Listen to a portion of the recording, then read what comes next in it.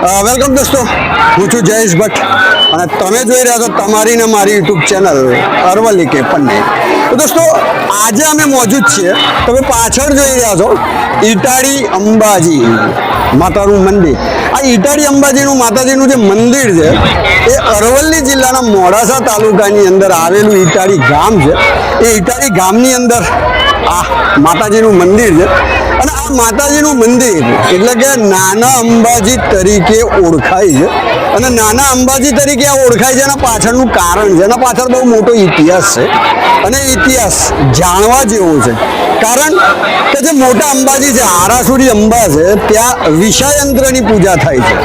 પણ આ જે અંબાજી છે, આ ઈટાળી છે, એ ઈટાળી ગામમાં માતાજીની મૂર્તિ એ અહીંયા છે અને અહીંયા માતાજીની મૂર્તિ પૂજાય છે. અને આ માતાજીની મૂર્તિ સ્વયંભૂ મૂર્તિ છે. અને આ મૂર્તિ અહીંયા કેવી રીતે પ્રગટ થઈ, અહીંયા માતાજીનું પ્રાગટ્ય કેવી રીતે થયું, એનો આખો ઇતિહાસ તમારી સમક્ષ રજૂ કરીએ છીએ. અને આજે પૂનમ છે, ચૈત્રી પૂનમ. તો આ ચૈત્રી પૂનમનો આજે બહુ મોટો મેળો ભરાય છે. તો તમે આ ચારે બાજુ જે અત્યારે જોઈ રહ્યા છો એ આ ચૈત્રી પૂનમનો મેળો છે. અને ચૈત્રી પૂનમનો મેળો અહીંયા બહુ મોટા પાયે ભરાય છે. સવારે થોડા અમે લેટ પહોંચ્યા, કારણ કે અમારું થોડું કામ હતું, એના કારણે અમે લેટ પહોંચ્યા. પણ સવારે અહીંયા માતાજીનો વડગોળો નીકળે છે, કારણ કે જે યજમાન છે, જે આજે યજ્ઞ હવન થાય છે, યજ્ઞ હવનના જે યજમાન છે એમના ઘેરથી માતાજીનો બહુ મોટો વડગોળો આખા ગામમાં ફરે છે અને પછી અહીંયા આ મંદિર એટલે કે આ ધામમાં અહીંયા પહોંચે છે. અને અહીંયા યજ્ઞ હવન ચાલુ છે. તમને માતાજીના દર્શન કરાવીએ અને માતાજીના મંદિરમાં જઈને માતાજીનો મહિમા આપણે અમારા મુખે રજૂ કરીએ. તો આઈએ આપણે અંદર અંબાજીમાં.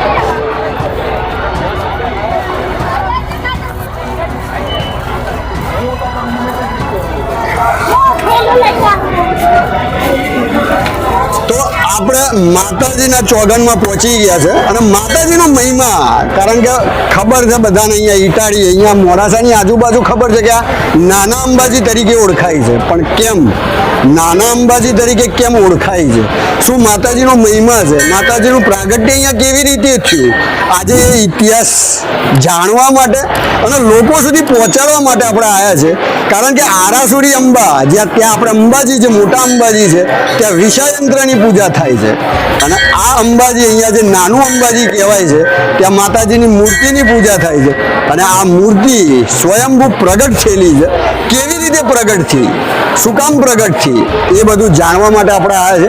પહેલાં માતાજીનું દર્શન કરીએ. માતાજીના દર્શન કર્યા પછી માતાજીના ગુણગાન આપણે માતાજીના ચોકમાં ઊભા રહી અને પછી માતાજીના ગુણગાન ગાઈએ અને માતાજીના દર્શન કરીએ તો કદાચ વધારે મજા આવશે.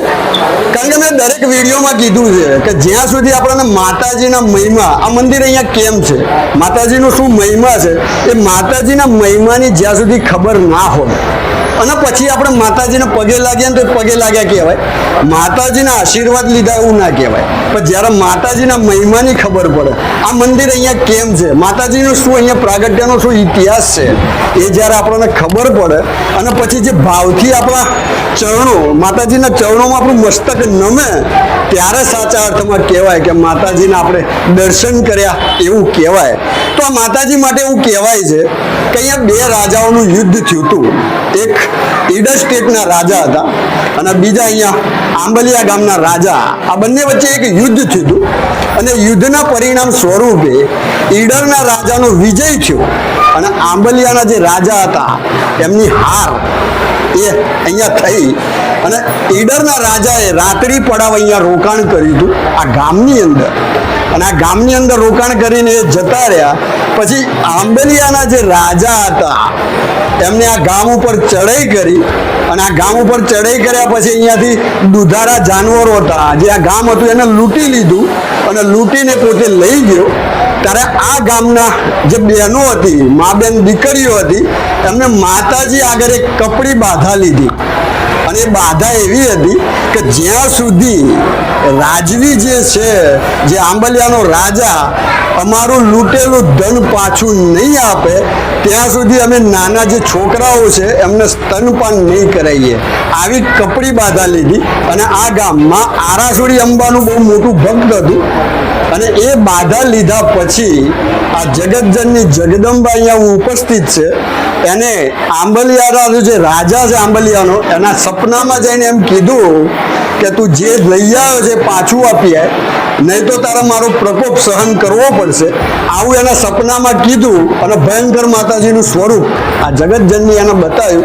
તો એ રાજા તાત્કાલિક ઊભો થઈને અહીંયા આવ્યો, બધું વાસ્તે ગાસ્તે અહીંયા ગામમાં બધું પહોંચાડ્યું. અને માતાજી એક વસ્તુ કીધી હતી કે બાજુમાં તળાવ છે, અહીંયા તમે જુઓ છો બાજુમાં તળાવ છે, એમાં ખોદકામ કરજે, ત્યાં મૂર્તિ મળે, એ મૂર્તિની સ્થાપના તું કરજે.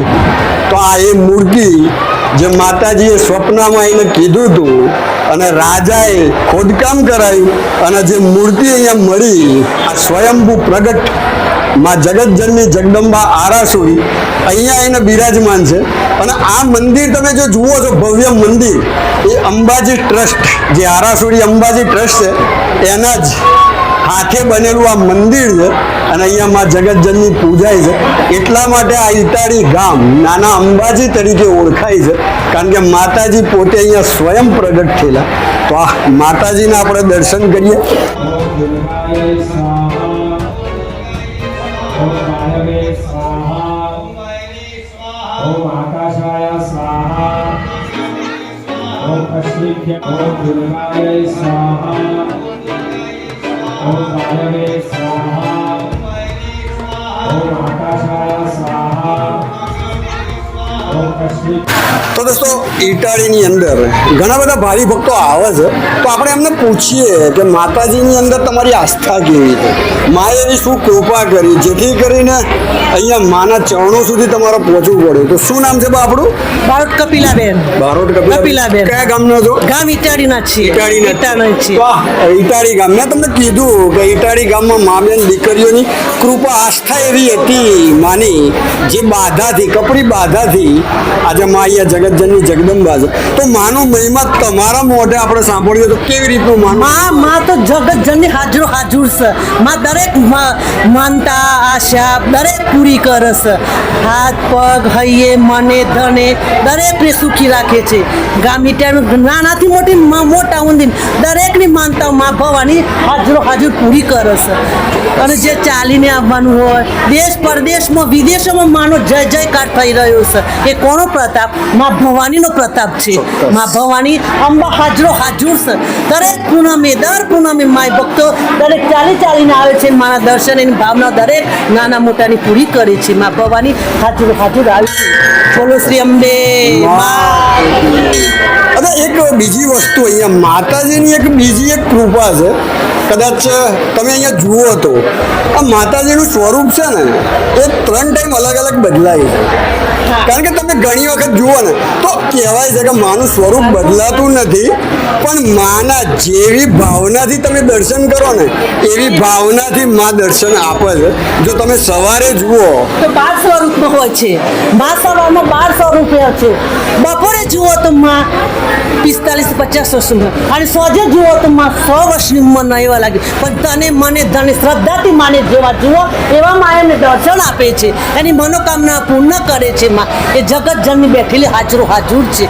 જે મનની ભાવના હોય એ માયની ધનની મને પૂરી કરે છે. માં ભવાની ચોક્કસ.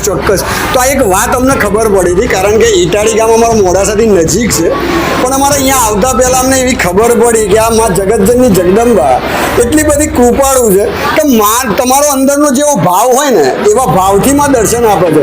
જો કદાચ કોઈ ઘેરથી ઝઘડો કરીને આવ્યો હોય તો માનું કોપાયમાં સ્વરૂપ દેખાય, કારણ કે જેવો ભાવ એવું માનું સ્વરૂપ. કારણ કે કહેવાય છે ને કે જગતજનની જગદંબા તમારા ભાવની ભૂખી છે. તમારો જેવો ભાવ એવા એના દર્શન. તો આ જગતજનની જગદંબા છે.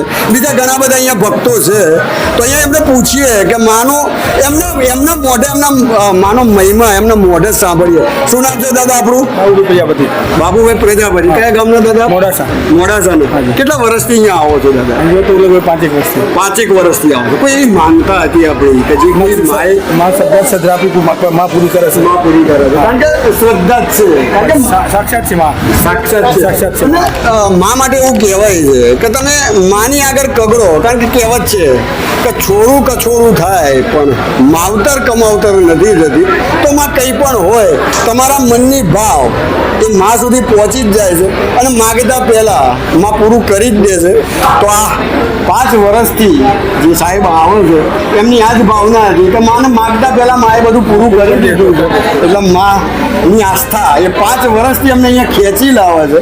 તો આ છે મોડાસાથી આવેલા શું નામ દાદા? બાબુભાઈ પ્રજાપતિ. બાબુભાઈ પ્રજાપતિ. તો આ બાબુભાઈ પ્રજાપતિ 5 વર્ષથી અહીંયા માના પાળે પોતાનું શીશ ઝુકાવવા માટે આવે છે. હજી ઘણા બધા ભાવિ ભક્તો છે જેમને પૂછીએ, કારણ કે ઘણા બધા એવા હોય છે. કારણ કે આપણે ભારતની ભૂમિ એક પવિત્ર ભૂમિ, અને અહીંયા જેટલા બી ભક્તો છે એ બધા કંઈક ને કંઈક આશાઓ, કંઈક ને કંઈક માનતાઓ માના ચરણોમાં મૂકી હોય અને પૂરી થઈ હોય. અને પૂરી થાય તો આ માના ચરણોમાં જે શ્રદ્ધાથી શીશ નમે છે એ અલગ વસ્તુ છે. તો ઘણા બધા હજી ભાવિ ભક્તો છે. તો અત્યારે આ બેન અત્યારે પ્રસાદ વેચે છે પેડાનો. તો એમને જ પૂછીએ, શું નામ છે બા આપણું? મયુરીબેન નામ છે. મયુરીબેન. કઈ ગામ? હું આ જ ગામની છું. અહીંયા સાસુ છે. તમારું સાસુ અહીંયા. તો અહીંયા તમારી કેવી ભાવના માતાજીમાં છે? માતાજી અમારું બધું જ કામ પૂરું કર્યું છે. એમને આગળ જે માંગ્યું હશે એ બધું જ અમને મળ્યું છે. તો આ જ તો છે માની કૃપા. અને ઇટાળી ગામ એટલે ઇટાળી ગામનું એક એક વ્યક્તિ બહુ મહત્વનું છે.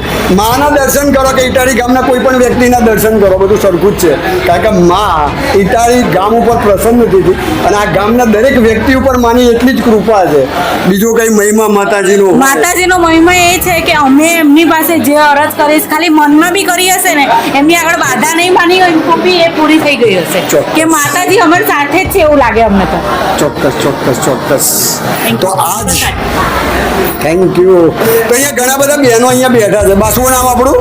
શર્મિષ્ઠાબેન. શર્મિષ્ઠાબેન. કયા ગામના છો બા? હું અમદાવાદથી આવી. અમદાવાદથી આવેલા છો. તો એવું માનતા હતી બા આપણી? ના એમની તો એકદમ માતાજીનું કામ થઈ ગયું તો આવી ગઈ અહીંયા. સવારે તો ઉઠી ત્યાં તો વિચારે નહોતો. 9 વાગે તો હું પૂજા પાઠ કરીને પછી 9:30 એકદમ હુકમ ઘેર કહેવાય નથી રહી અને આવી ગઈ છું. અમદાવાદમાં કયા એરિયામાં રહેવું? નરોડા રહું છું. નરોડા.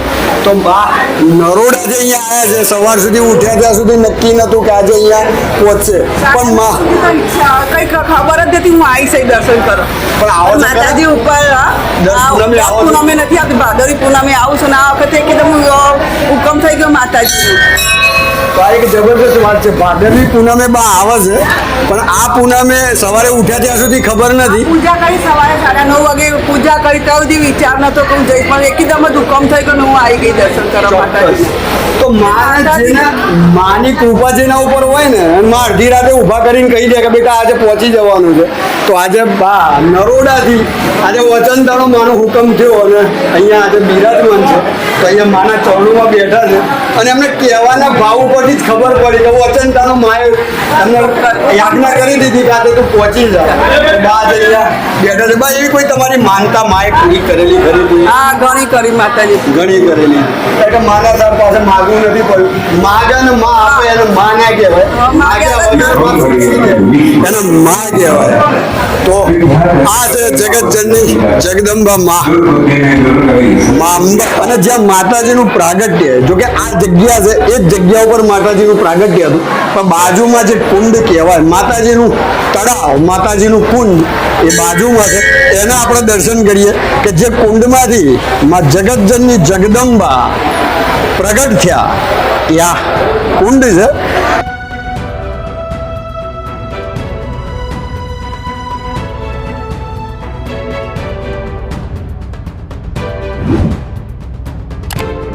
તો જે માતાજી અહીંયા જે પ્રગટ થયા અને માતાજી જે કુંડમાંથી જે માતાજીનું પ્રાગટ્ય થયું, આ તળાવ અહીંયા તમે જુઓ છો.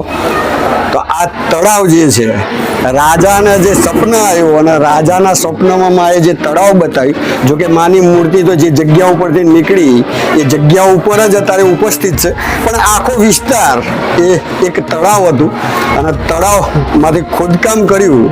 રાજાજીને સપનું આવ્યું હતું અને રાજાએ જે ખોદકામ કર્યું અને માતાજીના આદેશ પ્રમાણે અહીંયા જે મૂર્તિ સ્વયં માતાજી પ્રગટ થયા એ આ જગતજનની જગદંબા એટલે કે ઈટાળી ગામ. અને ઈટાળી ગામ એટલે કે નાના અંબાજી તરીકે ઓળખાતું આ ગામ.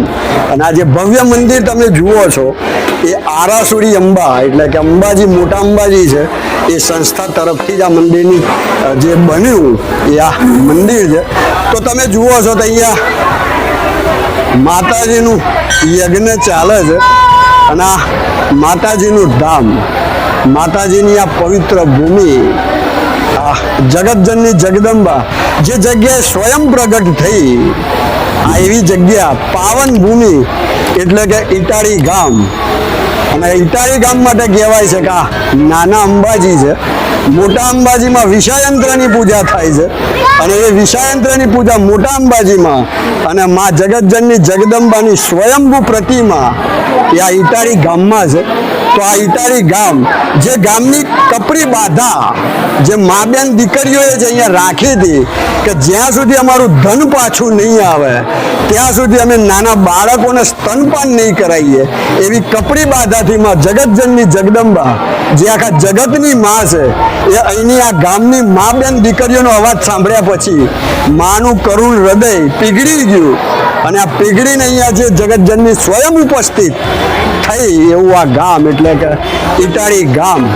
તો આ છે માં જગતજનની જગદંબા, માં ઈટાળી, માં વસેલી માં અંબાનું આ એક આખો ઇતિહાસ. તો બનાવો મારી યુટ્યુબ ચેનલ અરવલ્લી કે પન્ને. જય હિન્દ, જય ભારત.